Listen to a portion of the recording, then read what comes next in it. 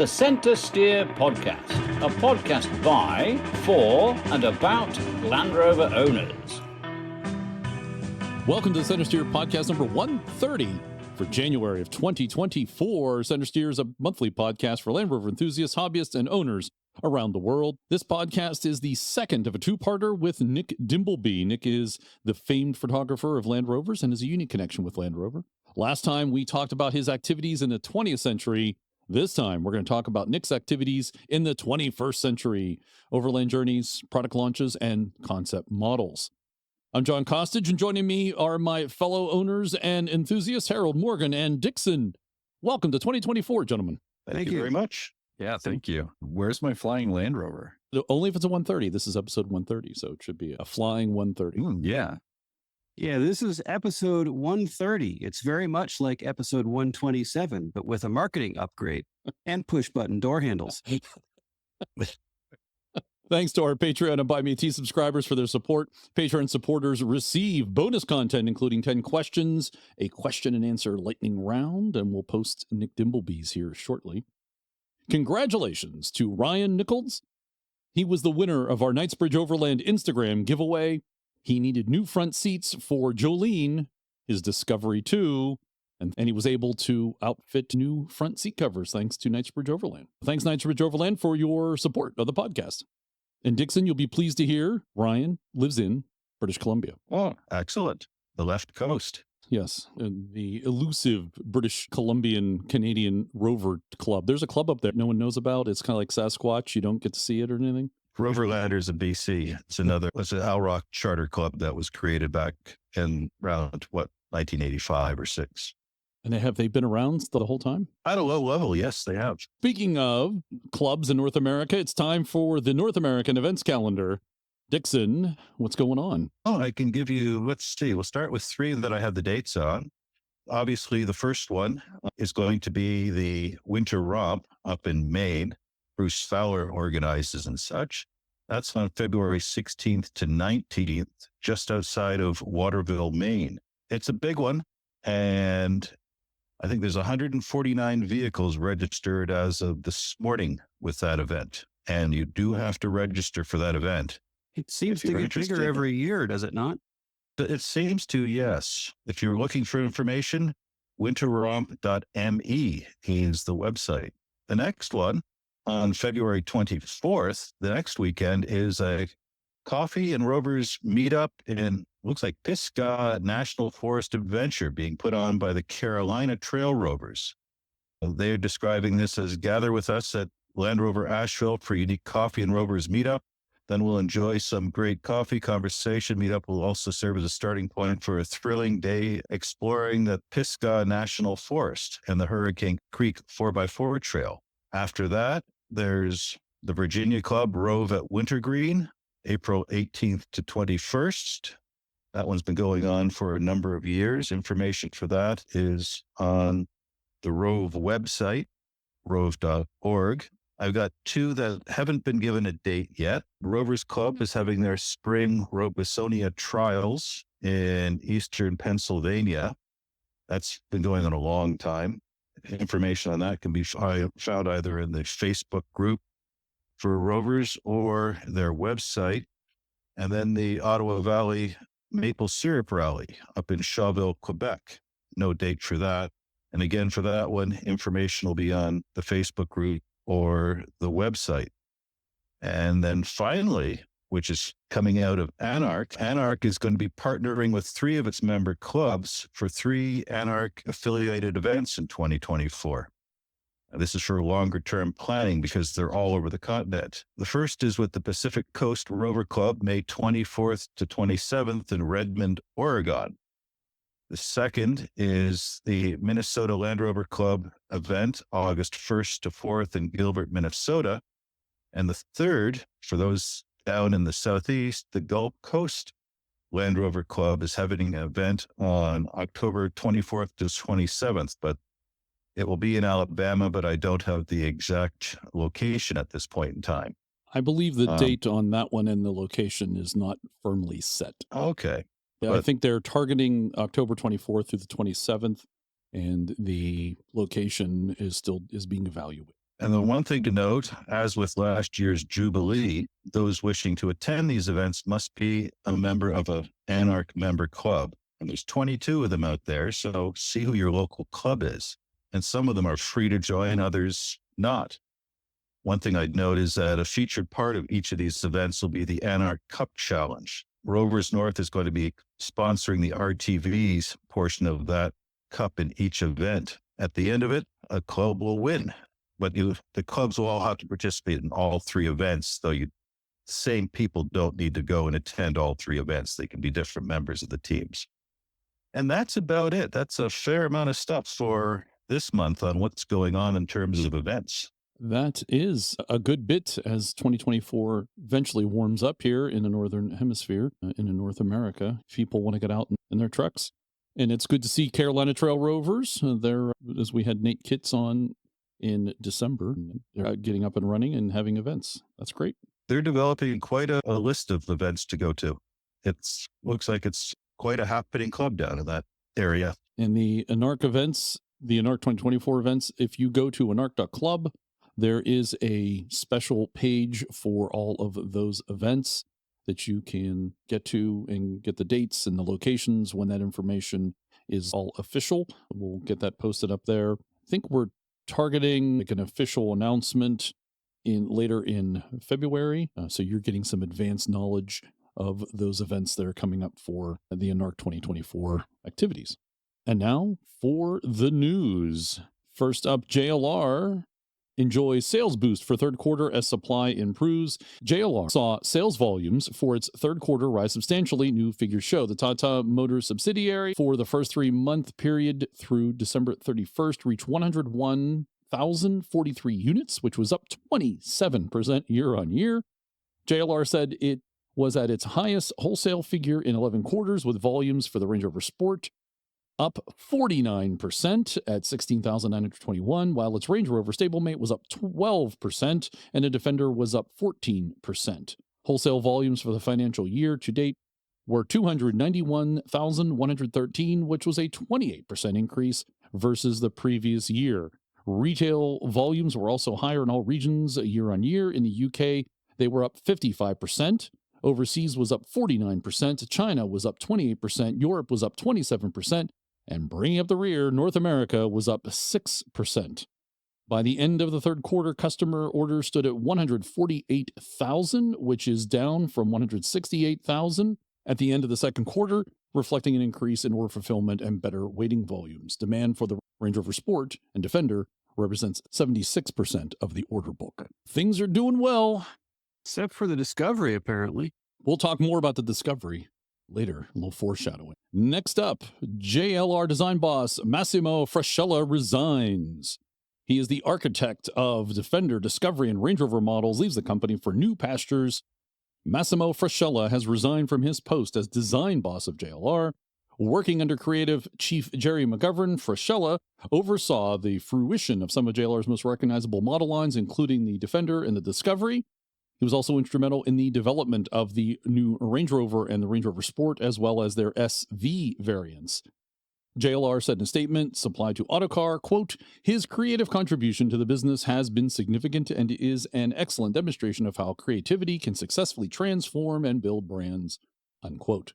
McGovern added, Massimo Frascella, JLR design director, has decided to leave JLR to pursue new opportunities. We would like to thank Massimo for his significant creative contribution to JLR and wish him every success in the future, unquote.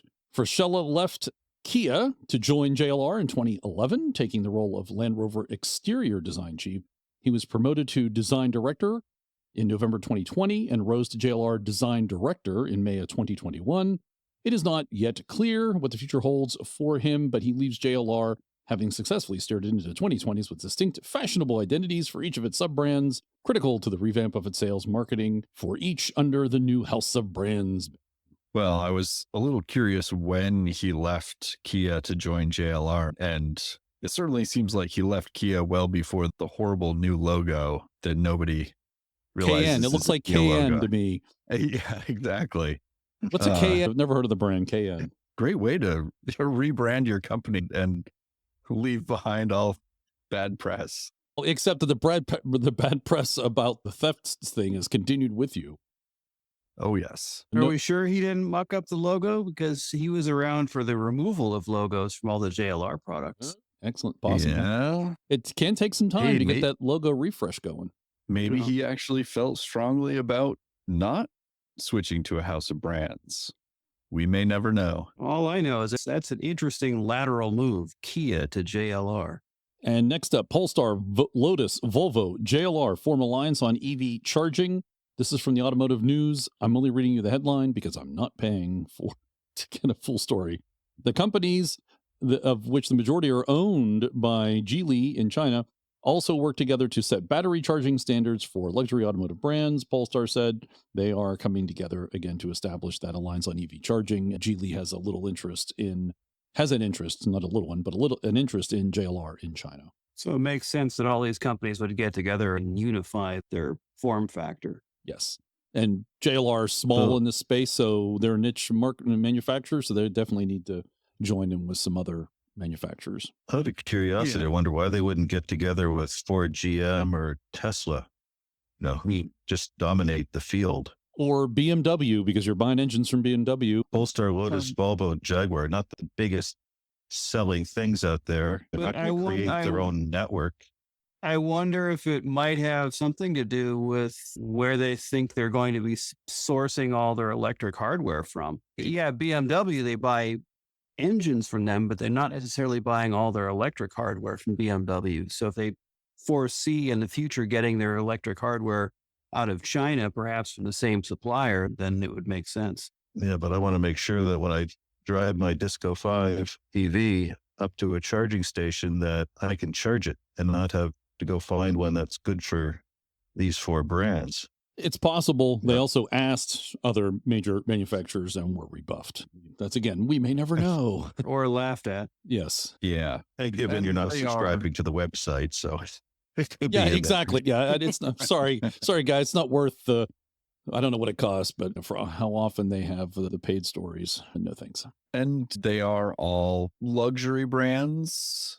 I think that there's still some other sort of higher market brands, maybe not the Land Rover in terms of that particular collection, but there's a lot of partnerships available for charging networks in luxury vehicles because charging still very much is a situation where you need to leave the vehicle for a while. So you can make it an attraction that you're going to go do something else. And next up, DVLA records note a decline in Range Rover thefts. It is unusual for car makers to issue press releases on Sundays, but Land Rover was sufficiently moved by a recent Freedom of Information request relating to stolen car figures that made it a point of sharing the DVLA data itself. Its reasoning was simple enough. Despite appearing 3 times in the UK's top 10 most stolen cars of 2023, the numbers suggested that across its 4 Range Rover branded models, the official reckoning recorded a 20% decline in thefts. Even more conveniently for Land Rover, the largest falls were recorded by the big ticket cars. Thefts of the Range Rover Sport and the flagship Range Rover dropped by 28.6 and 27.6% in the last 12 months. The latter didn't even make it in the top 10, and while 1,631 examples of the Sport were still taken, making it the 5th most stolen model in the UK, narrowly ahead of the Evoque in 6th, Land Rover is clearly pleased that the £10 million investment it pledged last year to updating the security features of more than 75,000 older client vehicles has seemingly paid off. Alternatively, they may be running out of vehicles to have stolen, but hopefully it's not that. Let's be clear here. They pledged 10 million investments. I'm not sure what exactly they've done. They created a special insurance plan for some of the Range Rover owners so they could insure their vehicle. I don't know that. I know that doesn't affect your theft rate, but let's hope it's something more than just issuing each owner a club. And anything they've done now doesn't affect all the vehicles out there in the wild, which are still game to get nicked.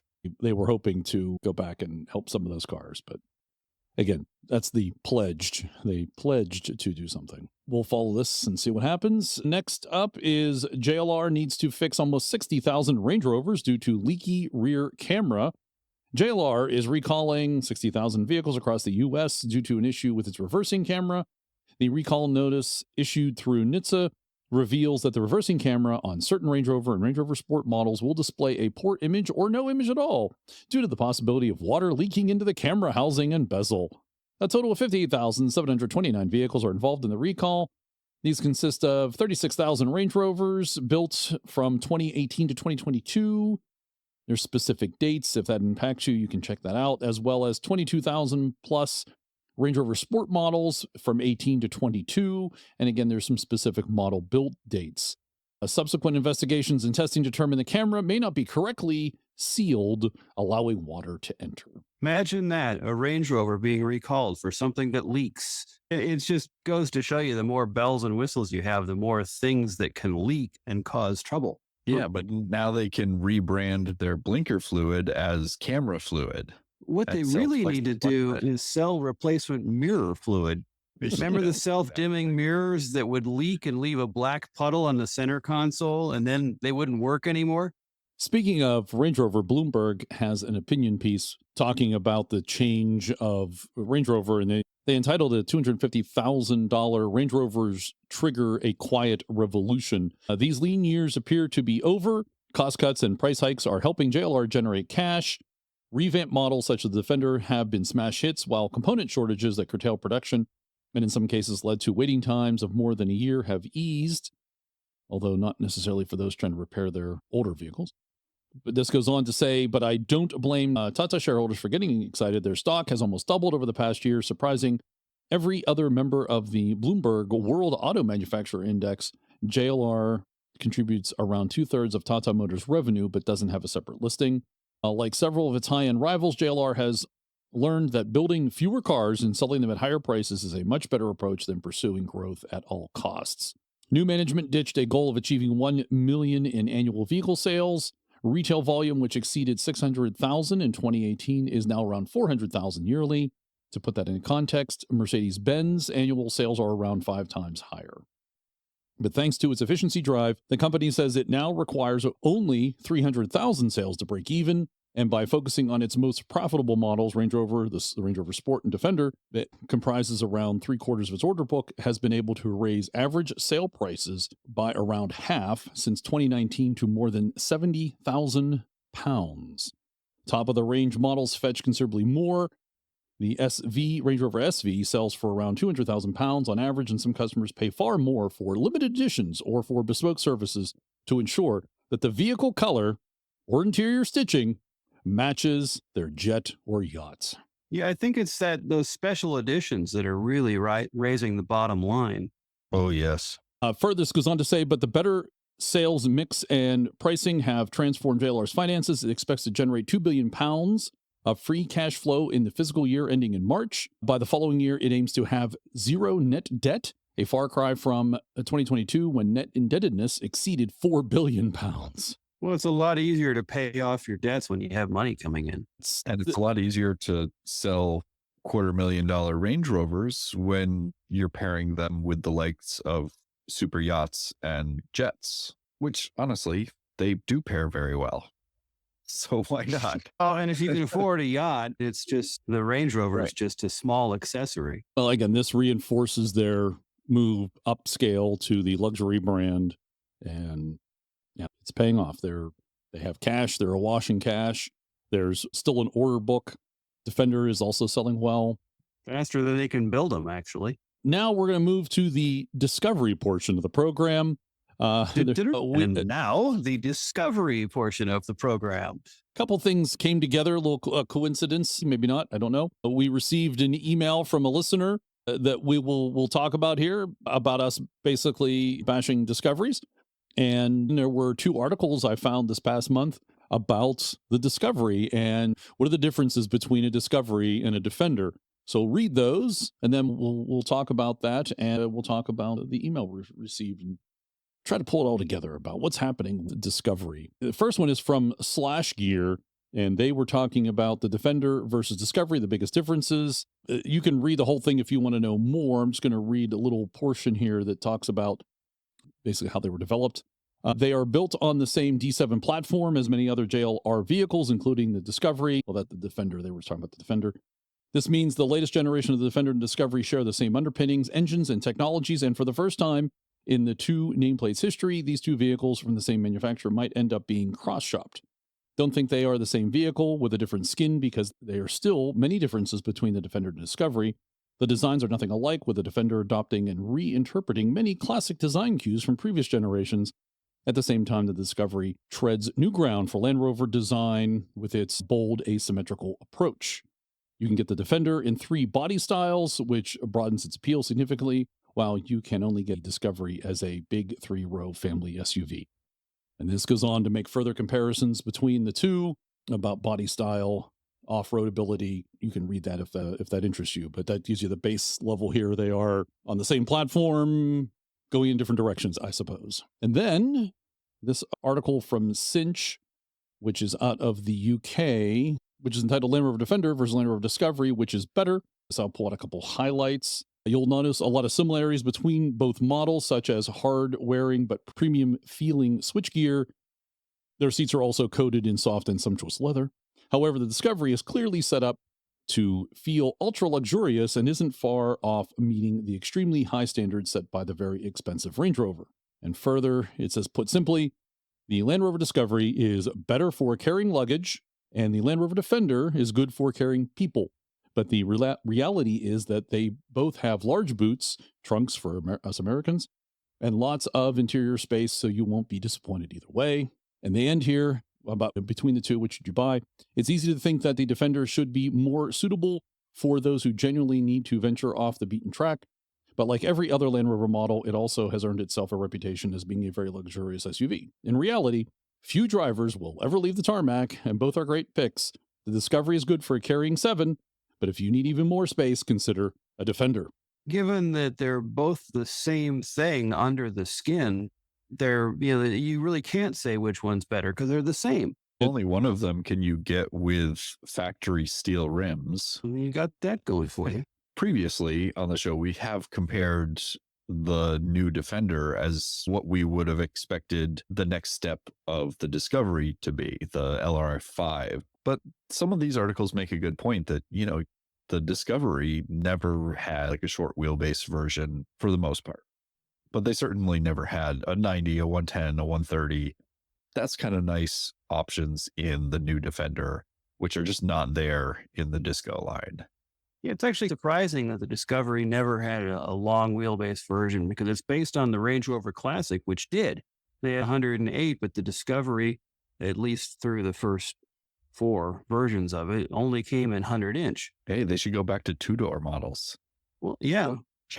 Doesn't change the wheelbase any, but yeah, I'd like a 2-door Disco. That'd be pretty cool. As long as it had a manual transmission and a diesel, so no one's going to buy it except me. Well, I think more would buy it if it had a diesel. Well, they did have a Disco here in a diesel for 1 year. It didn't go.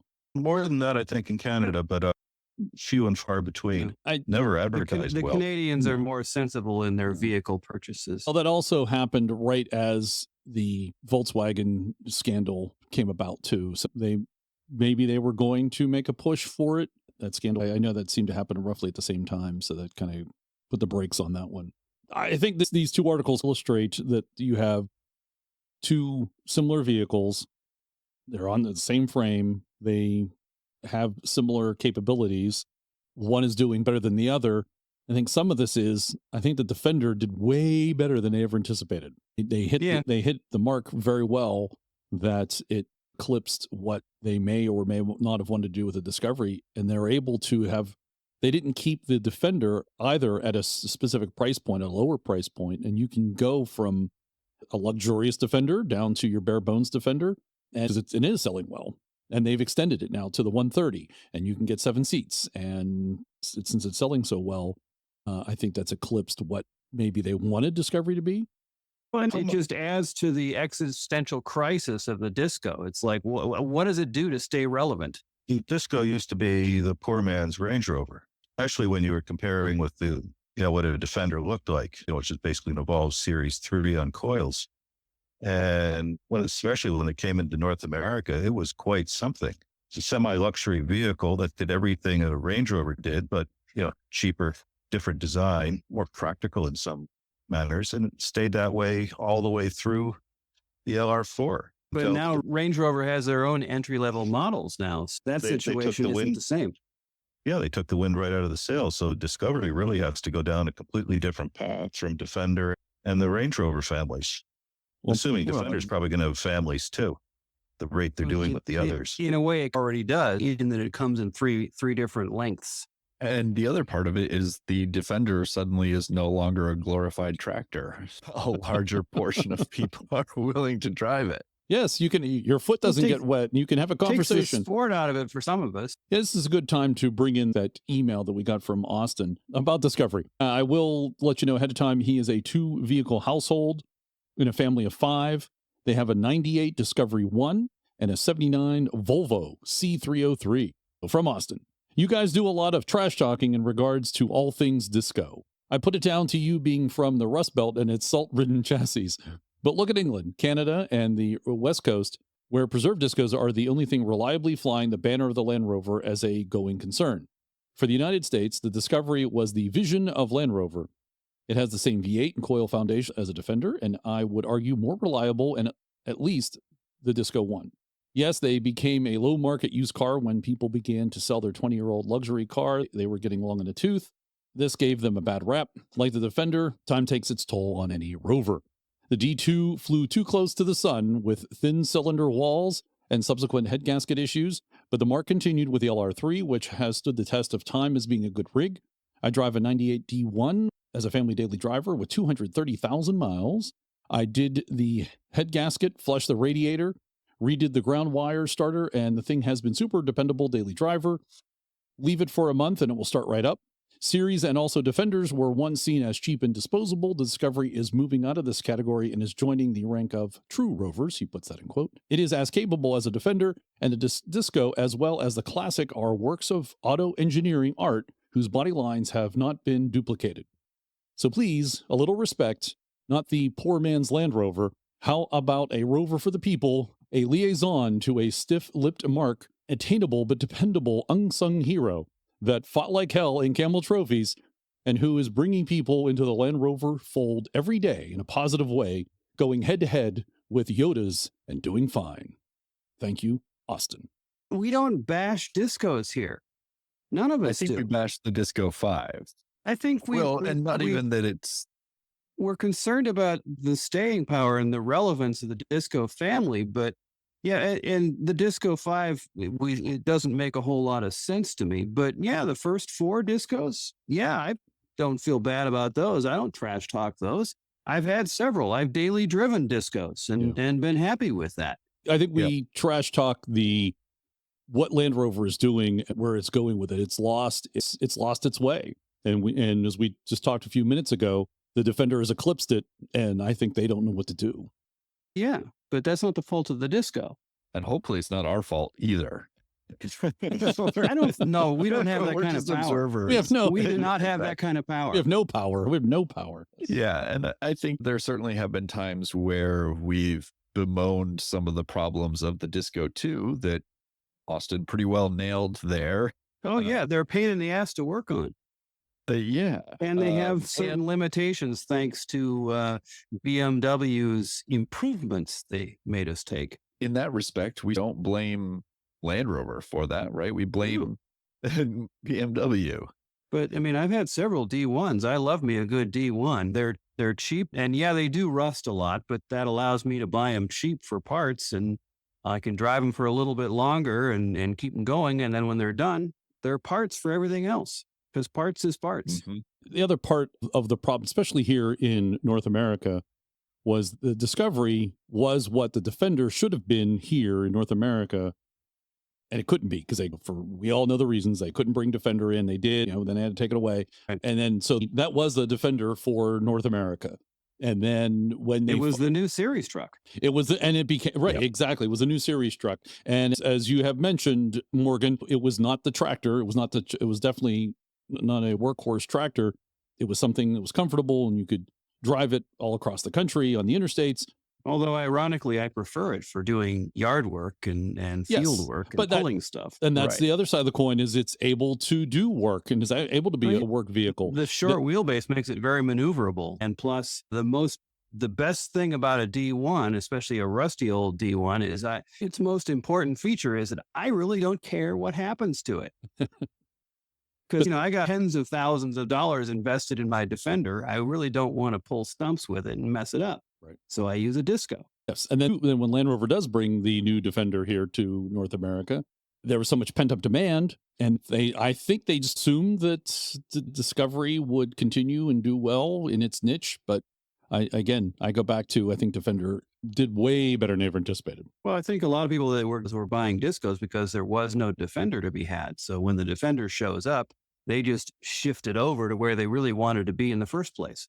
At least here in North America, the Range Rover, it always has been the more luxurious of the two between the Disco and the Rangy.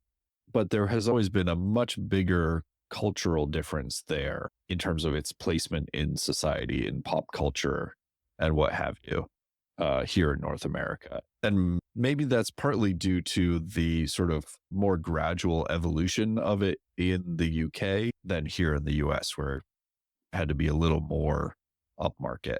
And the other part is with the D2 here in the US, we never got a diesel. So the rest of the world got quite a bit more reliable of a vehicle in that generation, to the point that they didn't even want to call it the Disco in the US. They wanted to call it the LR3 and the LR4. Well, it's at this point that I need to provide some news to my fellow podcast folks and also to the listening audience. Are you giving us all Discoveries? No. Oh, okay. That'd be interesting news. That would be interesting news. No. Well, I guess in a way, not all of you, just one person, me. I've picked up an 06 LR3 with 102,000 miles. Oh, nice. Nice. That's actually pretty low mileage for something of that age. Yes. Seriously? Yes. Oh, yeah, it was funny because he sent this email at the same time I was picking it up earlier this month. And a lot of that came from my wanting something more comfortable to drive on the highways of North America. And there was that translation, something you can drive in the rain without your foot getting wet. One of the things, also hold a conversation with your girlfriend while going down the road too. That's helpful. Conversation instead of a yelling match. I think it was funny to receive Austin's email and all the other Disco conversation, because Talking about how we bag on Discos and then you just went and bought another. I went and bought one. And yeah, but the LR3 is supposed to be like a really good sound, and for Discoveries and Land Rovers, supposed to be very reliable. As long as you stay up on your maintenance, the LR3s Yes. and LR4s are really decent trucks. Yes. And then we had that video a couple months ago where there was that comparison between the 3 and the 4. And I was like, oh, okay. Because I was thinking about a 4, just a little newer and closer to modern. But then seeing that video about the 3, I went down the 3 route. So. Still really don't even understand the difference between the two of them. I still have trouble with that. Yeah. And it's interesting because you see a lot of folks will mod out the 3 to look like a 4. It's basically trim and a few mechanical details, but the trucks themselves are hard to distinguish. It's Yes. even harder than telling a D1 from a D2. Yes, I agree. Right. I agree. Which, Yep. to be honest, took me a couple of years Yeah. when I was early in this game. One thing that I think is interesting is just as we're getting into sort of the LR3s and 4s here becoming more affordable and quite reliable vehicles, is we should be getting diesel D2 imports at some point very soon here, if not already with the 25-year. Assuming that there's any 25-year-old Discos that are not rusted out to where nobody wants to bring them in. Except that I think at this point, putting a Galvy chassis under one is probably more worthwhile than That's would true. have been. Once the value has been going up on them, so at some point that might start to make economic sense. It just hasn't, prior to this point, been worth putting a chassis under a Disco because they just don't have the resale. But do you think that all of the importation of Defenders might suck the air from the diesel Disco? I don't know. It's hard to say. I guess we'll find out, in 2025, 2026? It really depends on what people are willing to take on project-wise. for interesting discos that are different from what we can get here, I think that's really the key. No one's going to import a disco that's the same as what they sold here because they're still here. Not the same as the Defender world where there were only 500 sold here. So you really have to snatch up all the ones you can get. No, it would be fun to have a right-hand drive disco too. Oh, yeah, especially with a TD5 in it. Well, thanks, Austin, for your timely message around this subject. And I do appreciate you emailing us and letting us know your thoughts about the disco. If we tried to bash the disco, it was only because we like it and we wanted to see it continue. Although I know I've said maybe it's time for it to go away, but that's mainly to shake up the thinking on Land Rover. Come on, give it some love. And again, that's not about the vehicles themselves. That's about the relevance of the model family. And the only real bashing we do on the early ones was just how quickly they rust out. And yes, that is a factor in this part of the world, not so much out west where anything lasts forever out there. But so kudos to you for living in a place where things don't rust. That's great for you. But for the rest of us, the discos seem to rust out quicker than they should. And that is a problem for us. Yep. All in the same place. Although, depending on your framework, for me, that's an opportunity to get them cheap and part them out. Although we have done a fair amount of bashing them on the trails. So different kind of bashing. That's what they're made for. Look at you spinning that. Well done, sir. Nice spin. Nice spin. Well, why don't we move on to rest of the news? This Defender convertible fills a gap in Land Rover's lineup. This is not a concept vehicle, and this is not done by Land Rover, but you can now get a new Defender 90 as a convertible. Derived from the Defender 90, the Valence convertible features a folding fabric top that contrasts with the sunbeam yellow body. This marks the company's second conversion, and that is Dutch coach builder Heritage Customs. Following a different build introduced nearly a year ago with the glorious white steel wheels, the latest iteration is a flashier, showcasing bigger two-tone alloys, including a spare attached to the fifth door. Heritage Customs went beyond simply removing the fixed hardtop to make way for an electrically folding roof. They also added a full roll cage for extra strength and safety. Heritage Customs doesn't keep Defender Valence convertibles in stock. These made-to-order vehicles will take at least 3 months to complete, and the cost from 82,500 euros, nearly $90,000 US, plus the donor car and any applicable taxes. Yeah, don't forget the taxes. It's good looking. I think and perhaps some destination fees. Yes. Well, you have to get it shipped over. Yes. Yeah, I do love the color scheme on the one they're showing here, especially the black stripe through the taillights. It helps to get rid of some of the, I don't know, it doesn't make them go away, but it draws the eye away from that extra set of mini-me's that I find so annoying. Yeah, the squirgles, as I recall those being called, those ones on the outside. Some of the rear and top shots harken back to the NAS 90s with the coloring and the soft tops. Yeah, the early soft top, yeah. I wonder if the top comes in two versions, rain gutter and non. Next up is there are 2 Land Rovers up for sale. First, Rowan Atkinson. Only two. There's only 2. Rowan Atkinson's limited edition Land Rover heads to auction with an £80,000 guide price. One of the last classic Defenders ever made, a 110 Heritage Edition that is currently owned by Rowan Atkinson, will go under the hammer next month. That'll be in February. It is one of just 400 ever produced at the end of the iconic car's life cycle. Is estimated to go for up to £80,000. So this is that Heritage Edition, and he's the second owner. Does that mean that this Heritage green color, we can now call it Mr. Bean Green? Oh, that's good. I like that. That's good. That's good. Bean Green. Call it the Bean Green. I like it. They're also selling a No Time to Die Bond 2122 Bond Edition Defender. That is also, I think, owned by Atkinson.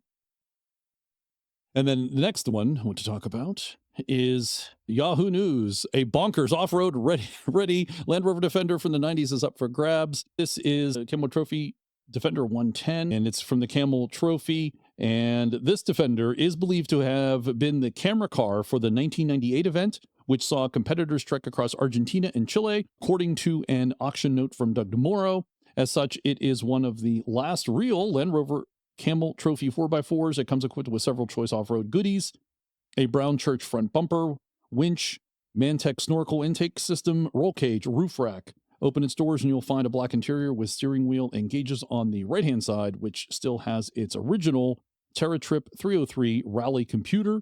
Powering the SUV is a 2.5-liter turbo diesel inline-4.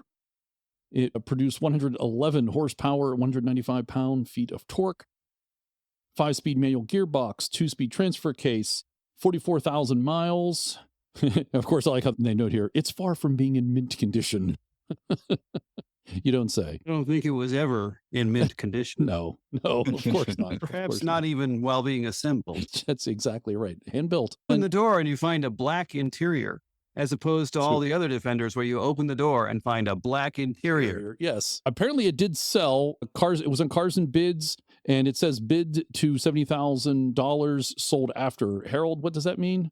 I think that means that it probably didn't meet reserve. And so after the closing of the auction, the high bidder would have negotiated with the seller for some sort of number, which was more than he had bid, but enough to satisfy the seller. And this does have a U.S. title. So this was sold here in the U.S. and hopefully is remaining in the U.S. Which means it's already here. Yes. So this is one that should have shown up at the Jubilee had we done the work, Dixon. Mm-hmm.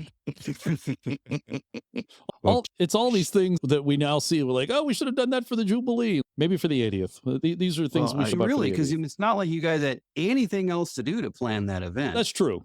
And speaking of something that we should have shown at the 75th Jubilee, but I only found this. This was posted on February 6th of 2023, but I only found out about it in the last month here. It's called The Extraordinary Terrestrial. It's a TV program made by Central Television in February of 1983 to celebrate the launch of the 110, and it was entitled The Extraordinary Terrestrial. It was screened by Central Television in March of 1983. A large number of Land Rover enthusiasts from the All-Wheel Drive Club and many of the Land Rover clubs turned up to participate. It's 24 minutes and 42 seconds of glorious Land Rover porn. It is wonderful. You should go and watch it. It's wonderful that you get introduced to the original, what I'm assuming now is the original Mr. Land Rover, who you thought was Roger Craythorne, but it's not. Tom Barton. So the original Mr. Land Rover, Tom Barton, who was the creative director of Land Rover Limited, and wearing his hat, and it's just wonderful. Like a trench coat, like he's some kind of like spy or something. That's it. But this is the introduction of the 110.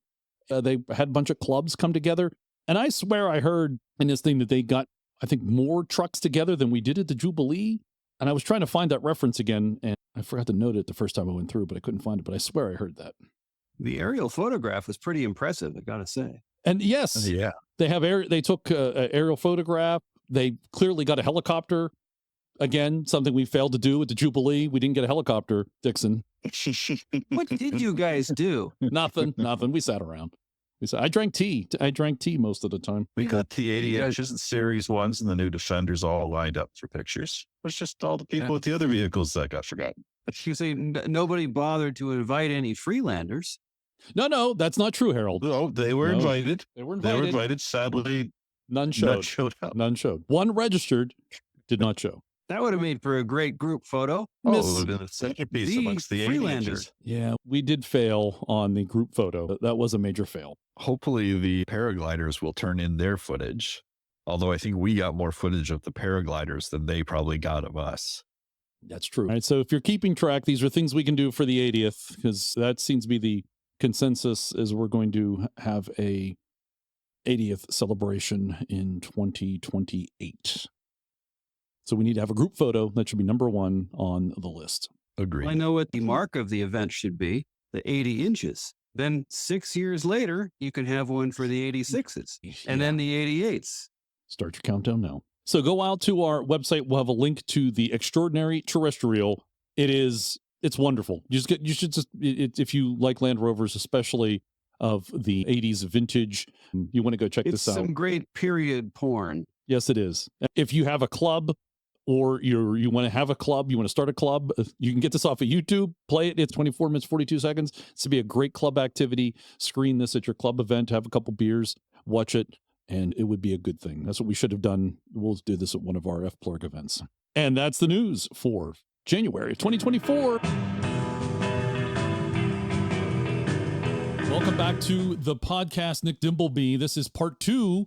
Welcome back, Nick. You've poured a fresh bit of whiskey, I believe. Absolutely. Cheers. It's actually a very nice whiskey, actually. It's the, I don't know if you can see that, the Kilcoman Land Rover from Isla in Scotland that was done. Very special bottle. I can't remember how many there were, but it was a very small number. And I put my hand in my pocket and bought one, which I'm very glad I did. The only problem is with a limited number, they disappear. There they go. They once it's gone. It's gone. Yeah, is there a hole in the bottom or something? Yeah, it must be. It's a Land Rover. It leaks. It leaks. Exactly. It looks like you're ready for another. Cheers. We had such a nice conversation the last time that we decided to keep talking and roll on. But before we continue on with your career in this entry, you said you're in your office, and I do not see any Land Rover content on the walls, sir. You're right, actually. I'm calling you out. I'm calling you out. He does it every day, all day. He needs a refuge, does he not? Yeah, I must admit, I do need to. So what's annoying is you can probably see I've got my actual office. I've got a downstairs bit, which is all my equipment and all my archive and lots of all that stuff. So my actual office bit where my computer is up in the sort of the eaves of the building, which makes it really difficult to hang pictures because of course you've got the roof, which makes up the majority of the walls. So yeah, in the background actually I've got some Aston Martin pictures. So I worked with Aston Martin from about 2018 to 2014. So yes, the Aston Martin pictures, that's actually the last Vanquish being produced, which I printed up. But I do have some Land Rover pictures downstairs though. All right. I feel better now.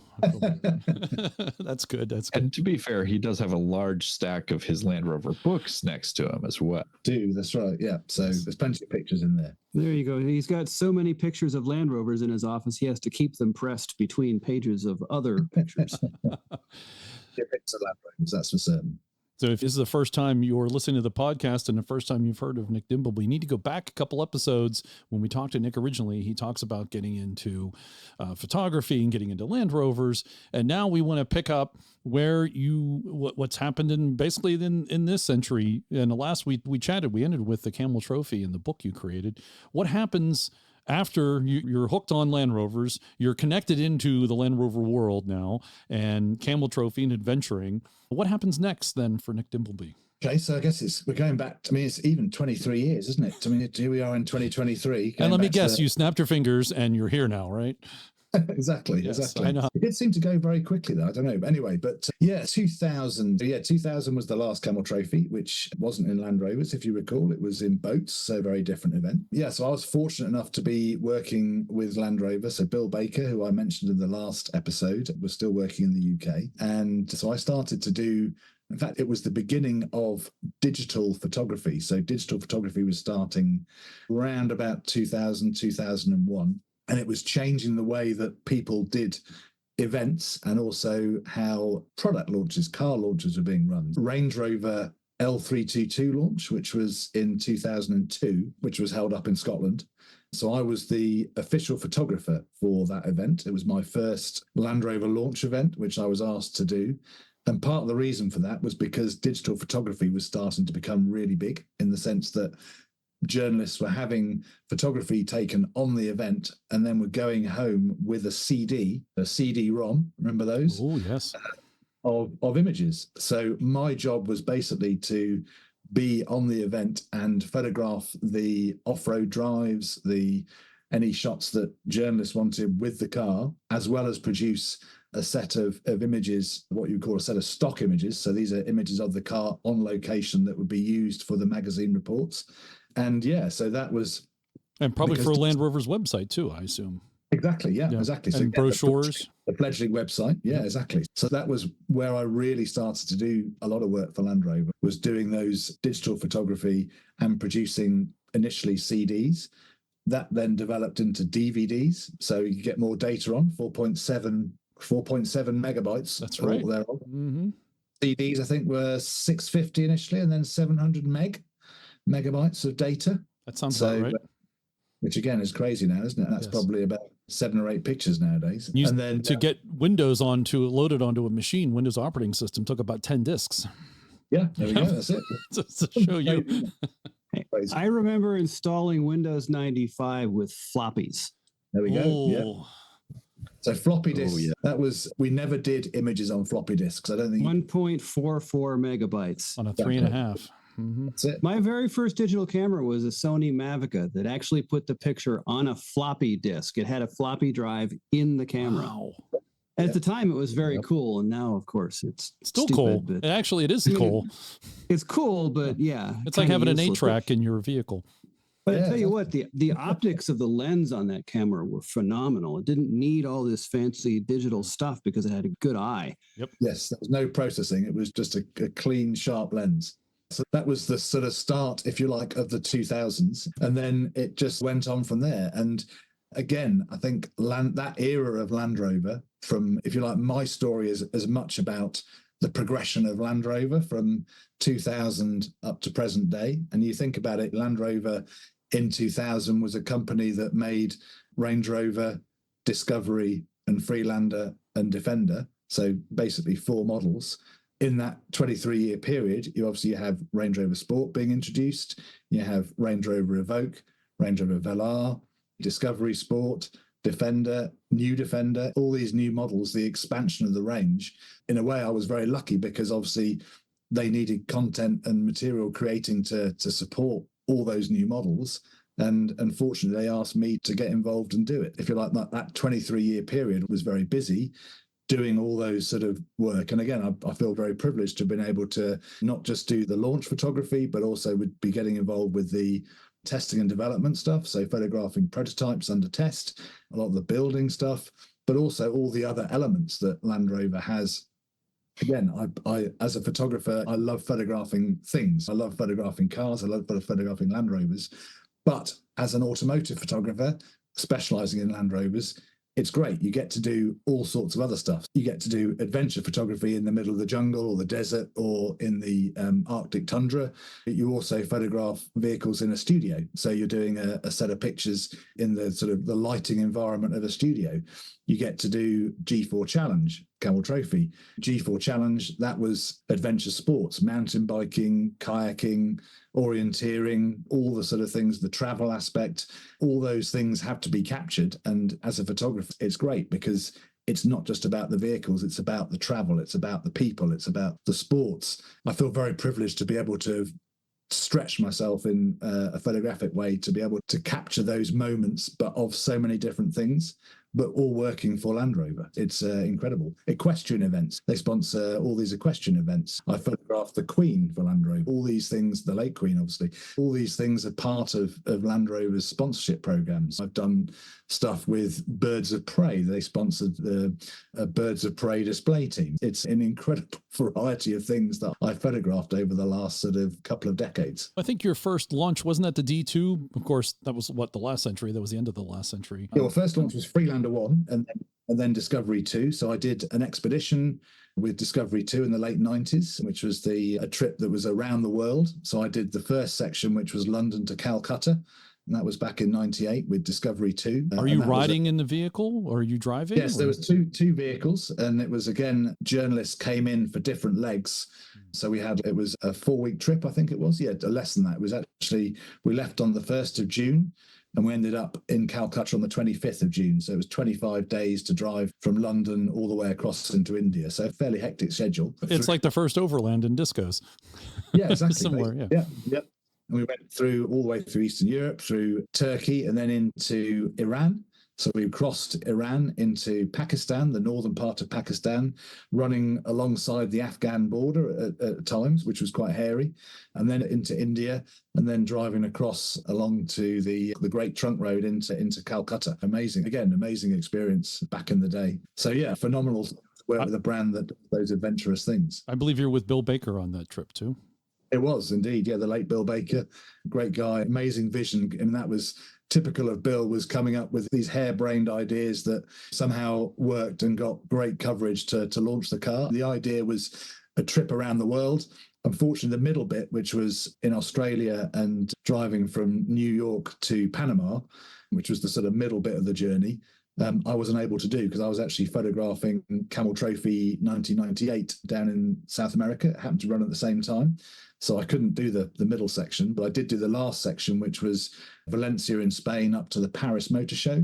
And the car, we literally got the cars out of the container in Valencia, drove up to Paris, and we arrived the day before the show, and the global reveal of the car was the hero car driving onto the motor show stand, having just completed the world trip. That was a classic Bill Baker idea, that one. Unwashed at that point? Unwashed, it was exactly that. Yeah, 100%. It was, the car wasn't washed once. Actually, that's a lie, because it did get washed. I think when it left Australia, it had to be washed legally because they had you weren't allowed to come in with a dirty car on the customs. Technically, same thing with the US. You're Right. not supposed to bring in any outside soil. Exactly. I was almost turned away at the border, my Freelander once, coming back from the Oviedo birthday party. The guy said, I could make you wash that off. And I said, really? And he goes, yeah. He said, but go ahead, let me through. So that pressure washing facilities at the border, that's the question. Yeah, I'd have to have gone somewhere and found it. And yeah, it was too much work. You're doing the D2 launch now. So no one knows about this until it arrives at the motor show for the reveal. Yeah, it was a bit of a funny one because I remember I think the car hadn't actually been announced when we actually drove them away, but they were completely undisguised. I think, again, it's that thing of, it was a different era. There wasn't camera phones. There wasn't social media. I think nowadays, if you drove a pre-production car on the public road, someone would be like, hey, that doesn't look quite, and then take a picture, and then it would be all over Facebook and social media, and then all of a sudden the secret's out. Whereas in that era, again, it was pre-digital, it was all film. There wasn't that same sort of scrutiny when you were driving around. The speed of things, communication was a little slower. Yes. Exactly. So in addition then to those launches, you got into other adventures, I guess Land Rover sponsored? I feel like a USP with Land Rover, isn't it? Is that it's the passport to adventure. I'm fortunate enough that they need to get imagery of the vehicles in adventurous places, and quite often they do trips that involve the vehicles going those places. Again, the last 23 years, I've been lucky enough over my career to have been to 85 countries, most of the time either at the wheel or in the passenger seat of a Land Rover, which is fantastic. And again, I've seen some incredible things and been to some amazing places with some amazing people. That's the other thing. The team at Land Rover they're a fantastic bunch of people, real can-do attitude, and you feel like nothing is going to faze them. So yeah, in terms of where I've been, I've been to all over Africa. We've done events, expeditions and trips, Tanzania, Kenya, Namibia, South Africa, and then obviously into the US, for example. The US has got some phenomenal driving. There's an absolutely amazing locations. I've done some fabulous trips in Colorado, in Moab, across Vermont. Into Vermont. I was going to say New England as well. There's some beautiful tracks in those areas. It's You need to get to Western Pennsylvania in the fall. I will do that. Yeah, definitely. It's an open invite to you, sir. That invitation? Yes, right, absolutely. Done deal. But yeah, and then apart from that, it's also South America. I've been to Argentina, Chile, both northern Argentina and southern. And then also the Middle East. Again, lots of trips in the Middle East, Dubai, Oman. Oman is a beautiful country. Some of the sand dunes there are just absolutely stunning. Really vast dunes, untouched, that go on for miles. We did a Range Rover event there in 2008 with the L322 Range Rover. Absolutely, what a stunning car to take into the dune. It was when they had just, I think it was the supercharged V8 5-litre. What a car to drive in the dunes. Absolutely fantastic. Beautiful luxury with the 5-litre V8. Absolutely brilliant. That was a memorable trip. Yes, there was the millionth Discovery, which was in 2011, and that was celebrating the millionth Discovery produced. And they literally took the millionth car off the production line, and we drove it from Birmingham to Beijing. That was the title. B2B, exactly. A to B, B to B. Unfortunately, I didn't do the whole trip. We actually shared it amongst 3 photographers, but I did the middle section, which was what they called the stands, which was Kazakhstan, Kyrgyzstan, and Uzbekistan. I did that section, which was, again, absolutely amazing opportunity.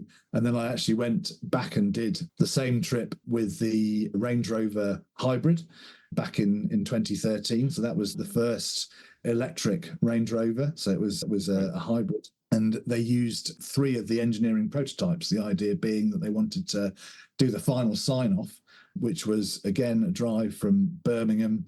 And this time we went down to Mumbai. That was over 54 days, driving all the way through Eastern Europe. and then went into Eastern Europe, and then across the stands again, and then into China. And we ran all the way down the western side of China, which is an area called the Xinjiang Highway. And I think at the time we were the first Westerners to actually have driven the whole north to south route of the Xinjiang Highway. We had special licenses and permits to do that with these vehicles.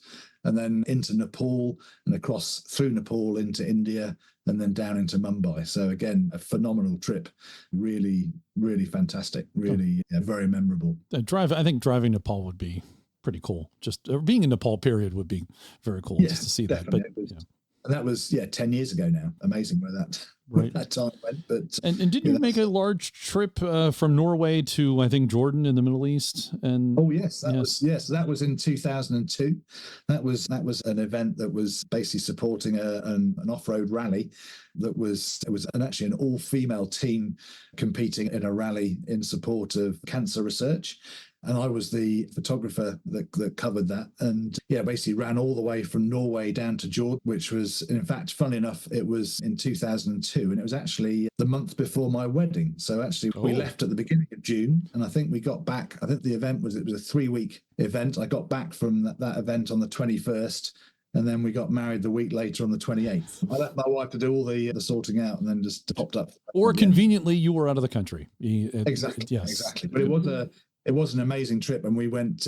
Part of that route was actually through into Syria, and involved a drive into Damascus before we went into Jordan, which you could not do now. That was it's very sad, really, isn't it? That here we are, 21 years later, and it would be absolutely impossible to do. It's vehicles were used on that trip. That was actually the last generation of Discovery 2s. Okay. So that was the facelifted Discovery 2s. I remember with the sort of the twin lights. Yeah. That was actually done as part of the launch for that to help to promote that vehicle as an adventure. What about the launches of or trips with the Disco 3, 4, 5? Yeah, so Disco 3, we did a trip into Argentina in that. Mm-hmm. That would have been in about 2012, I think, maybe 2000. No, sorry, it was actually 2008, 2009.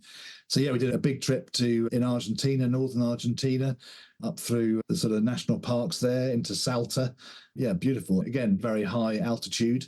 So we went to the Acai Pass, which I think is around about 14,000 feet, I think, off the top of my head. It's a pretty high altitude. And I do remember, actually, when we were doing some photography there, we were actually ahead of the convoy. So we actually had to wait at that high altitude for the rest of the convoy to catch up with us. And I think we spent about an hour and a half waiting there at high altitude. And I must admit, the lack of oxygen does strange things to your brain. I remember we were there basically just giggling like schoolboys, just the lack of oxygen. I think it's at that altitude, you just don't want to be naturally aspirated, either you or the vehicle. Yeah, they were all turbocharged, which is very good. Yes, hopefully you had some extra oxygen for that height. They did actually have it. They had a specially converted Discovery ambulance, actually, which had onboard oxygen. So you could actually, if you did have a bit of a moment where you felt a bit short, you could have a quick sniff and get back to your normal self again. So tell us more about this Disco ambulance. What model was this? Is this This is a Disco 3. Yeah, Disco 3 that was converted. I think they took... Yeah, so it's basically like a commercial. So they took the rear seats out and they had a stretcher in the back. It wasn't long wheelbase stretched or anything. It was just enough space to put the stretcher in. They had some of the sort of special equipment, probably a defibrillator and a fridge for anti-venom or something like that as well. Was this fixing pictures out? That'd be cool. Did Land Rover make this? Was this a Land Rover? Yeah, it was Land. So it was actually a trip that was done in conjunction with Land Rover Germany. So I think it was done by the Germans. The Germans actually produced that particular ambulance. Oh, that'd be cool. I always like when they do those specialized things. And it's nice to hear, because they did in the old days. It's nice to hear when they do it kind of in modern times and take a Disco 3 and turn it into an ambulance. That's cool. Exactly. No, there's still I get to work with some of the special vehicles guys quite a lot, and there's always some interesting things going on in there. Can't always talk about them, unfortunately. Of course, we knew it. And these things are based on the commercial versions, which we just don't see over here. That's right. That was a commercial based. So again, when you have a completely flat back floor, and obviously No windows. no windows. Exactly. Yeah. Yeah. That's it. I don't know. Is it probably you still have the chicken tax? Is it over in the US? We You do. can't bring Oh, yeah. We do. commercial Oh, yeah. vehicles. It's pickups, commercial vehicles. That's why Honda and Toyota all build their pickups here in the US because of the 25% tax. Yes. Exactly. Yeah. So you're never going to see a Discovery commercial in the US. And that's why Subaru bolted those flimsy plastic seats in the back of their pickup truck. Yes. So they And could that's call it why- a car. Yeah, and that's They why literally had Ford plastic ships seats in the seats back of- back and forth. Yeah, you remember the Subaru Brat? Yeah. Yeah. That was a chicken tax evader. Wow. Okay. I didn't know that. Yeah, they put those little seats in the back so they could license it as a car and avoid the tax. Yeah, and then, of course they weren't like legal seats in most states. Most states they're like- had to be Like removed shortly after. like the old-fashioned Dickie seats at the back Yes. in the open air. They're like amusement ride seats. And since then, some states, I know Pennsylvania have passed laws that you're not allowed to sit in the back of a pickup while it's in motion. Like, I think it's partly because of that Right. reason, because we're like, oh, you can put seats in the back and just sit there. No, you really shouldn't. Ratchet strap a sofa in the back. Sure. Yeah, that's like West Virginia. Yeah.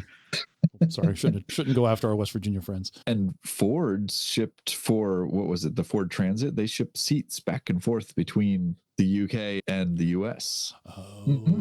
Oh, so they would bring it in Take the as a seat. van. Oh. Yeah, they did that. And then for ship the seats quite a back, while. put them in another set of vehicles, and And we think all those little quick release clips that you can move the seats around were done for customer convenience. Right. Those G4 Challenge events, the 2003 and 2006, what was great about those events was it was the whole range. Every model was part of it. So you had Freelander, a Defender, Range Rover, and then Discovery the first year. And then obviously in 2006, the Range Rover Sport had just been launched. If you think, amazing to think that now, isn't it really? 2005, the Range Rover Sport was launched. So it was the first year which had Range Rover Sport and what was then Discovery 3 as the hero vehicles for both the teams. And then obviously Range Rover and Defender and Freelander were used as support vehicles. Yeah, so that was 2006. And then, of course, there was going to be a G4 Challenge in 2009, which unfortunately got cancelled because of the global financial crisis in 2008. It was literally a case of everything was go. And in fact, I did a recce in Mongolia with G4 Challenge vehicles in 2008, in May 2008, because the event was due to take place in Mongolia. But yeah, literally end of December in 2008, event was cancelled. So that was that. led to Ford selling Land Rover and Jaguar, because that was they owned them in 08. Yeah, I don't think that was related. I think it was literally more a case of it was seen as being not appropriate that if the world starts to go into sort of a bit of a financial crisis, to actually be seen spending a lot of money on an event with people going off and doing adventurous stuff was probably not seen as being a good PR move. My point was the financial crisis also led to Ford selling off Land Rover. Oh, is that right? Okay, Yes, yeah, Land Rover. That Jaguar. was the way Ford was able to survive the downturn without taking government money.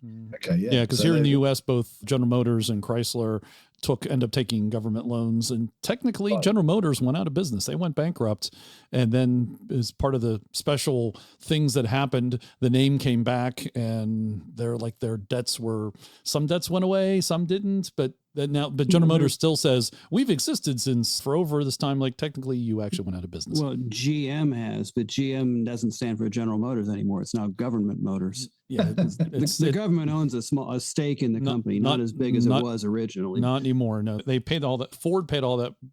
They did get a loan. They paid all that back. General Motors has since paid off all theirs too. But that led to Ford selling Jag and Land Rover off. So, and of course, that was another period, that sort of Tata ownership. You've got Range Rover Evoque. And of course, that started with the LRX concept car. Again, I remember doing quite a cool photo shoot with the LRX concept car in New York, in Manhattan, back in, would have been early 2000. 9, I think it was. Yeah, that's it. And that was again an amazing shoot to do, because it was literally, the brief was, right, go and shoot the car in Manhattan. Basically did a little bit of research, found some cool locations, and that model LRX, if you remember, the concept car was in what it was literally a model. It was actually a Freelander 2 platform that had been a hand-built metal frame with then a mixture of glass fiber and carbon fiber body panels. The glass was all plexiglass. I mean, it was pretty much a plastic Airfix kit, really. Right. That you could drive, but it had no suspension. The seats were fixed. It was literally a model. Oh, so it looked like a fancy new thing, but drove like a Series 1. Exactly. Exactly. Yeah. No suspension, anything like that. Hard seats. So yeah, but that particular shoot was cool, because we basically ended up taking this thing all over Manhattan. We had a trailer to put it in, because obviously clearly you couldn't just drive around the streets. But the guy that was from design that was looking after the model, he was like, yeah, I'm up for driving this thing if you want to do some action shots. And hosts from Land Rover North America, they were like, we had this manufacturer plate, and they were like, I think as far as the law goes, if you've got a manufacturer plate, you can drive anything because it's a prototype. So we actually ended up driving the car down Broadway, where I was basically strapped in the back of a LR3, photographing the car in movement, when you had these yellow taxis sort of coming back either side, and you got this priceless. I dread to think how much this thing cost to build. It was months in the build, the prototype, the only one in the world. And this guy's basically, I'm happy to drive it down Broadway with all this stuff going on. And we did emerge unscathed. But at one moment I was like, this does seem a little bit risky. Yeah. But it sounds like a Top Gear moment. Exactly. That's what Top Gear would do. Someone hanging out of a truck and taking pictures where they shouldn't. Yeah, that's it. Because driving in Manhattan, it may start out as a nice car, but it's your beater by the end of the day. Exactly. Yeah. No, we had a fun time. I do remember it was in January, and it was absolutely freezing cold. I do remember it being really cold. Yeah. Just that bitter wind coming up through the glass canyons, the streets. That is the thing about Manhattan, is it's the extremes. If you're there in winter, it's just all the cold wind off the Atlantic. And if you're there in the summer, you're just baking in stifling heat. 2013 was Land Rover's 65th anniversary, and you then wrote another book. You were the author of another book on the 65th anniversary. Yes. In fact, here we go. Here's what I prepared earlier. Yes, that's right. Yes, we have more visual aids. This is it. So this is an old book now. This is 10 years old, because obviously we just had the 75th this year. But yeah, that was a fun project to do. It was, if you like, it was a bit of a look back, my greatest hits, if you like, over the previous few years. And yeah, it was a nice project to do. And in fact, I kicked myself this year and thought, actually, I should have done a book this year. So that's my sort of promise, if I can get a publisher, is to do an 80th book, I think, in 5 years' time. That's my target. I think that's what I'm going to do. Did you get some photos at the Diamond Jubilee here in North America? Absolutely. Yeah, absolutely. I got loads of pictures. Because I know you were a special guest, and I didn't know if you actually got to go out. Because you can't be, as a photographer, you can't go to these things and not take any pictures. I must admit, I did have a lot of time. And again, as you may have noticed, I like talking. Really? I did spend a lot of time talking to people, which was great. That's the one thing that I really enjoy with hanging out with fellow enthusiasts, is just talking about Land Rovers, adventure, travel, photography. It's all my passions, so you just keep me going. But yeah, I think for me it was a really good event, and the fact I loved the fact there was such a variety of different vehicles there, and that was the fun thing for me photographing it. You had everything from absolutely beautifully turned out modified new Defenders, V8s.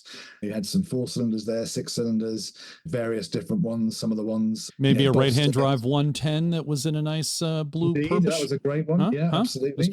There were some great beers in the boot of that one, I seem to remember as well. But, yes, right, right. And Bob Steele's new Defender as well, of course, with that fantastic 8274 winch on the front. What a great bit of kit that is. And then, of course, all the 80s. That was the other thing. The big, was it probably the largest concentration of 80s in North America in one place? It must be certainly for a long time. Oh, probably since, probably for forever. Definitely. And then, since they left the factory. and everything in between. That was except the Freelander. So I think that's the challenge, isn't it, for the 80th is I want to see more Freelanders. I want to see more Freelanders at... I think we want to see one. We need to see both Freelanders still in existence. There were more forward controllers there than there were Freelanders. There were literally no Freelanders, were there? Absolutely zero. One did register. It did not show. It's very interesting to me that the one Freelander that all of us have seen recently is a G4 Challenge Freelander. And it has been to the Pittsburgh Vintage Grand Prix at least a couple of years now. 2 years in a row. There is a person local here to Pittsburgh that has a functioning, and he drives it, G4 livery Freelander. Now, did he come 2 years in a row, or did he get stuck on site after the first year and couldn't be removed for the second? He was here 2 years in a row. Here's 2 years in a row. They would have mowed around it. It would have been... Steve Barris is going to get his ready, I think, isn't he, as well? That's he claims he's going to get his ready for the 80th. Yes, it may take that long time to find all the parts necessary. And they're still trying to get the water out of the transmission. I know that was pretty brutal, wasn't it? Were you part of the DC 100 prototype launching? So I was, yeah. So I got involved with DC 100, basically doing some photography. So do you remember there was a sort of a drive on the beach in LA? Wasn't there one in the snow too? There was in snow as well. Okay, yeah. So there were two shows. There was the LA Auto Show and the Geneva Motor Show. So where both these vehicles were shown, and Land Rover being Land Rover, and I absolutely love this about them. They decided that the show cars that were going to be on the stand. So absolutely, you imagine the motor show cars. They're these works of art that are treated like gods that get polished within an inch of their life. So 2 days before the show, Land Rover takes the concept cars, the only one in existence, and lets journalists drive it on the beach at Malibu. It was fantastic. This is the car that's basically on the show stand. It's a working concept. It was basically hooned around on the sand by various different media. And I remember the guys that had to put the car on the stand, they said that there was literally sand still coming out of this vehicle on the show stand on a daily basis. If the thing shook a little bit, the little bit of sand would appear, and they had to get some chap with a brush to sweep it up. Sand gets everywhere. I would have left it there, let it pile up like an hourglass. That's right. Would have been a cheap way to get a little sand dune on there, wouldn't it? Would have been good. Yeah. What was the frame for that? Was that maybe or something? Was it again? Also, that was a design concept, so it wasn't actually an actual model.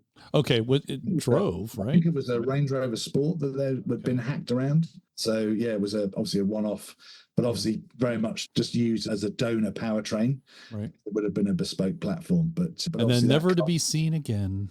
Yeah, at the end of the day, if the public doesn't like it, then that's it. Well, the prototype did its job. It was out there to see, and the trial balloon. Certainly, I think, drove a lot of interest in the new product because it certainly started a lot of conversations. Mm-hmm. Yeah, mm-hmm. I think, and if you look at what the vehicle became in the shape of the new Defender, I think it was definitely the right direction. It was an evolution. And in fact, people often say the step from what was the old Defender, the classic Defender, to the new Defender, it's a big leap, isn't it? 2016 to 2019. But obviously that transition, there wasn't that transition, was there? There wasn't that sort of organic move from old fashioned, if you like. It was 3 years. It was 30 years in 3 years. Exactly. Pretty much what happened. It was 30. Yeah, they compressed that 30. What you would have, if you had done proper development over the time, for whatever reasons they didn't. No need to talk about it now. I love the fact that actually it worked. It's I think in the US it's an incredibly popular vehicle. I've just been to the Destination Defender in the US, and it's great. It's great to see the modifications that are being done, and I think the US market in particular is you are very much a market that buys the new Defender and actually uses it. You guys take them off-road, you do modify them, you put winches on them, and it's great to see it because that's, at the end of the day, that's what a Defender should be. It should be there adapted for the way you want to use it, and I think it's great to see that. Yeah, and if you're going to call it a Defender, and if you're going to treat it like a proper Defender, you need to kit it out just like you would have a legacy Defender. Totally, and I think it's great that you've got all the companies that are producing all this kit that can make it even more capable than it is as a standard vehicle. I was lucky enough to do, I don't know if you remember when as part of the promotion to introduce the fact that Defender was coming back. Do you remember there was the camouflage prototype that we did a whole load of photography at different locations? In fact, we went back to Manhattan again, and then we also did. Wasn't one of those where they had the rear end just like a third of it out of a tractor trailer, and then maybe they did just a little front end? I remember those. Yeah. Did you take those? Are my pictures. Oh, excellent. Excellent. And then we came across and we did a load of stuff in the mud, which was actually at Monticello. There's a racetrack just north of Manhattan. And they've also got a great off-road course there through the woods, lots of mud and a bit sort of Easterner-esque. So we did some photography there with Fred Monses, the Camel Trophy, ex-Camel Trophy competitor for the US, also Land Rover experience in the US. So Fred drove the new Defender for us to that photo shoot. And then Sean Gorman, who's the Land Rover experience chap as well, he came and did some stuff with us in Colorado in the snow. And we also took it to Moab, did some rock crawling with it. And then we ended up we did some stuff in Vegas as well on the Strip. I remember the Moab ones when that came, because the pictures got around for that. I think some Land Rover folks saw it on the trail, and they had gotten pictures underneath and saw the suspension, and we were all speculating. That's right. Yeah, I remember that. Yeah. I was on that one. Yeah. Okay. Right.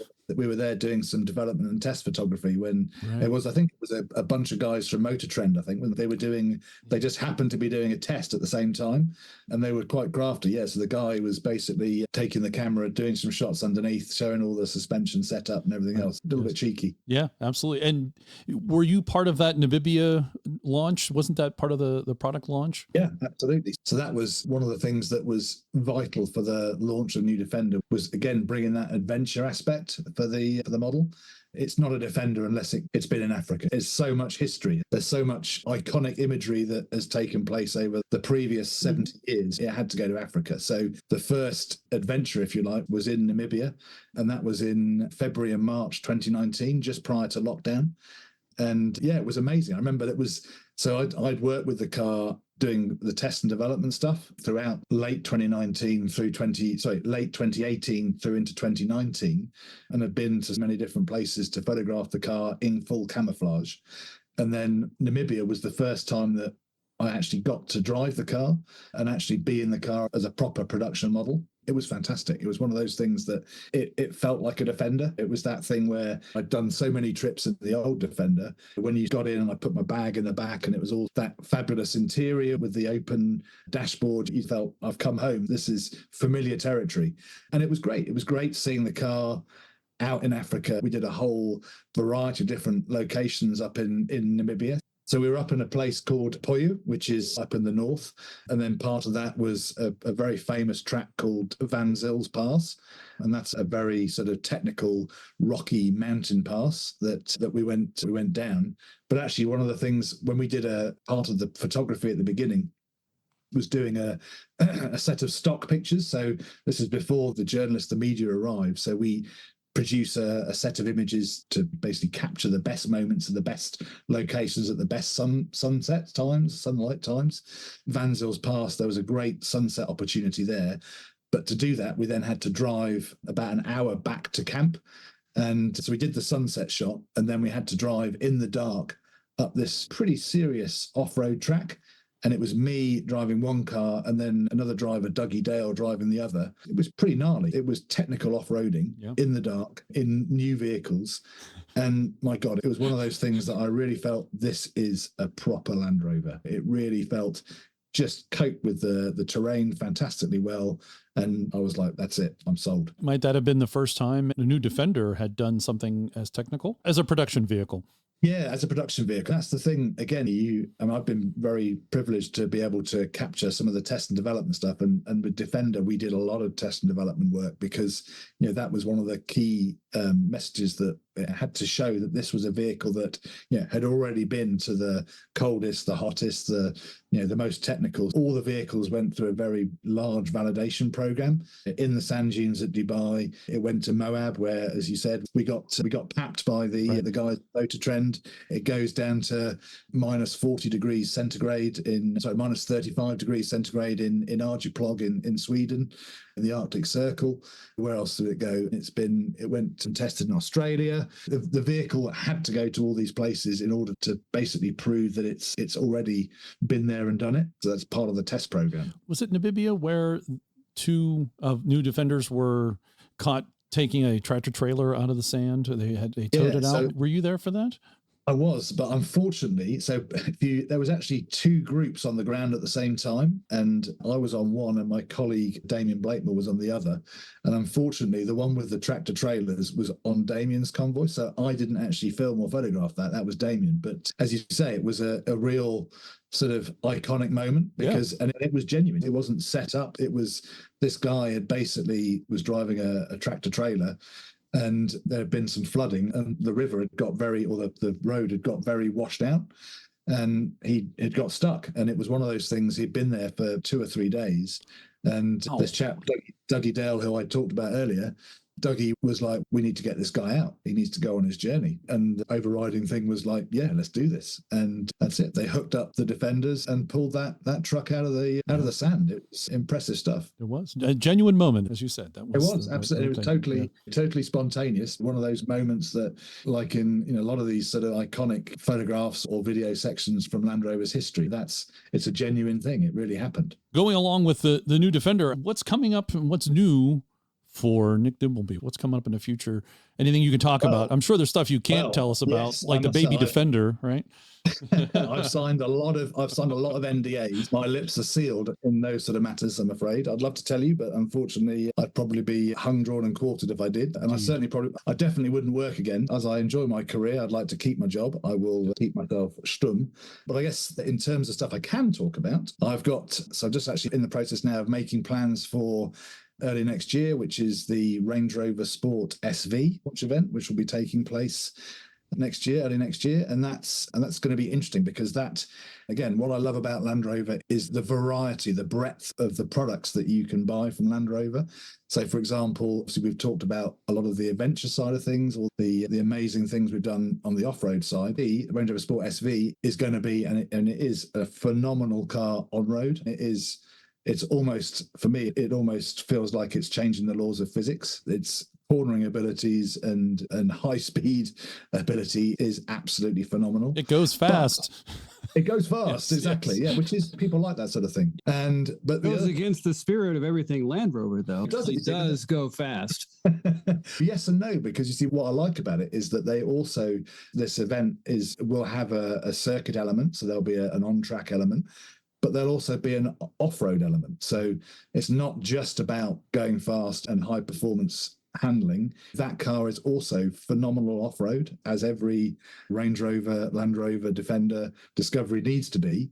Without having that off-road capability, you can't put that green oval on the front. It'll be very interesting to see how that performs. And in fact, came back to what we talked about earlier with the test and development stuff. I was involved with the test and development work with that particular vehicle, including some stuff in Dubai. And that car is absolutely phenomenal in the dunes. It just absolutely monsters them. It's great that Land Rover wants to showcase that, and I think they also produce vehicles that have that breadth of capability that harks back to the first vehicles. The first vehicles were great off-road, maybe not quite so good on road. It's maybe better now that the vehicles, let's face it, roads are much better nowadays than they were back in the 1950s. It's appropriate that Land Rover obviously moves with the times, and it's great to be involved with that. But I love the fact that they still have that to be absolutely class leading and beyond class leading off-road is still very important. What Land Rover still needs to do, because they've done it with all these other models, you need to do a London to India or maybe Singapore in the new Defender. Seems like they like doing that. Just a little hit. I guess the thing is that I think COVID put everything in a bit of a pause. And as you probably know, the world's been in a bit of chaos ever since. And I think things are now starting to get more stable again. For example, in my work, I was traveling a lot pre-COVID. Obviously, COVID happened. I got to write my Camel book. Fantastic. But obviously, as we all the world started to open up again and we were able to travel again, it's been a slow process. And it's only the last 6 months really that I feel that the travel aspect is starting to become on the agenda again. Mm-hmm. It would be nice to think that there will be some more adventurous trips coming on. As you may have seen, Land Rover did a Defender event in Dubai with the Defender 130. That was good. And it was Dubai and actually out in the dunes. We went out and far, not just in the areas that are the typical areas, but we went further afield into the dunes, into more remote areas. I think it's definitely time that there's some more, we get out there and start exploring the world again, not just at Land Rover, but all of us. I think it's time to get back and start enjoying a bit of travel and being with people and meeting people again. That's, I think, really important. Coming to the ANARC Jubilee. Absolutely, yeah, Yes. That's it. It was great to see and meet you there, by the way. Thank you for doing that and coming. It was a great event. I still think about it, and it went so well. It was great, and that's one of the things that I love about the Land Rover community is really very warm bunch of people. Everyone's got a common shared interest that, and it's just nice hanging out, talking Rovers, and what better way to spend a weekend? Where can folks find all your work and keep track and follow you as you do future activities?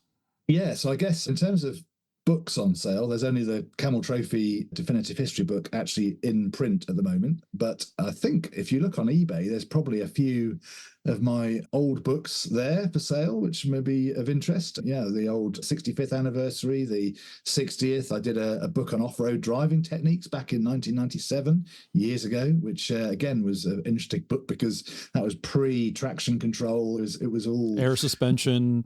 Yeah, all that was all yet to come. So yeah, so it's a bit not really very relevant for today, but it was a fun thing to do. So you need to update that. It's time. I need to update that. Although I think now off-road driving techniques is probably it was a good book to write then, but now it's got so technical, all the different technology, it's probably a bit more difficult to do. But yeah, and then obviously online I have my website, which is nickdimbleby.com. So that's got a variety of different, I guess that's a showcase website with lots of stuff, obviously not just Land Rover work, some of my automotive stuff as well, and some of the corporate stuff. So I don't just photograph Land Rovers, I do other bits and pieces, and then so there's a lot of different things there. And then my Instagram, I have I'm not on Facebook, but I do have an Instagram, which again is easy enough. Nick Dimbleby, at Nick Dimbleby is my Instagram handle.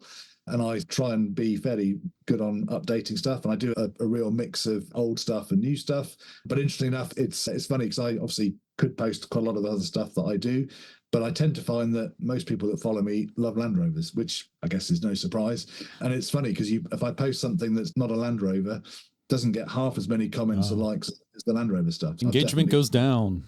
Exactly, but it's good. I love it. That's what I do. I am, at the end of the day, I'm known for my Land Rover stuff, so it does make sense. We'll have links in the show notes to your Instagram, to your website, and to Porter Press for the books. Nick, thanks very much. Appreciate you took a lot of time when we recorded this out of your day. And we thank your wife for allowing you to also spend a couple hours talking with us. We really appreciate it. Thanks for coming onto the podcast. My pleasure. I think with the time difference, she's probably asleep in bed now. So you have time for another whiskey then? Exactly. That's it. I'll probably end up falling asleep in my office and then I'll be in real trouble. Thanks very much for having a really great conversation. As I say, what's more fun than just talking about Land Rovers and obviously in my case, photography? It's a great way to spend a couple of hours.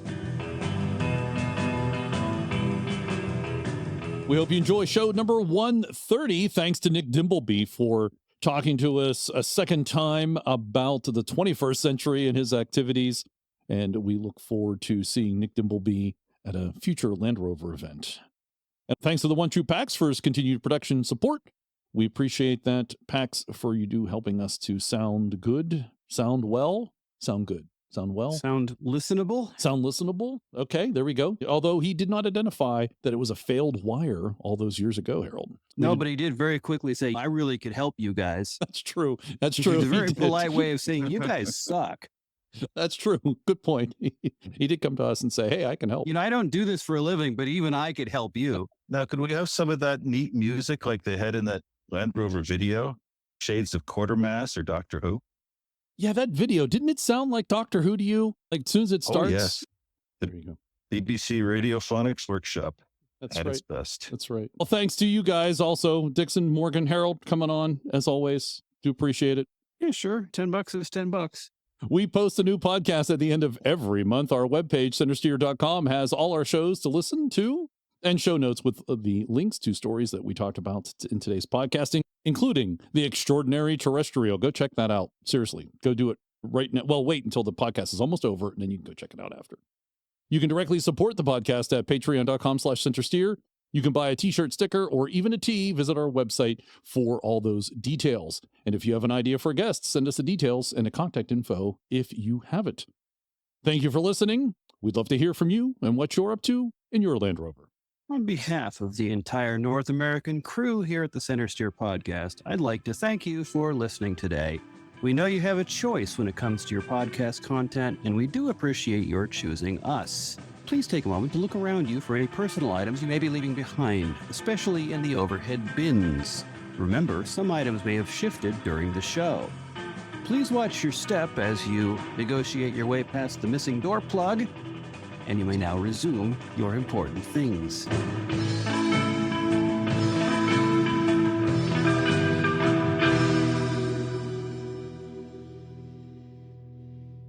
The Defender suddenly is no longer a glorified tractor.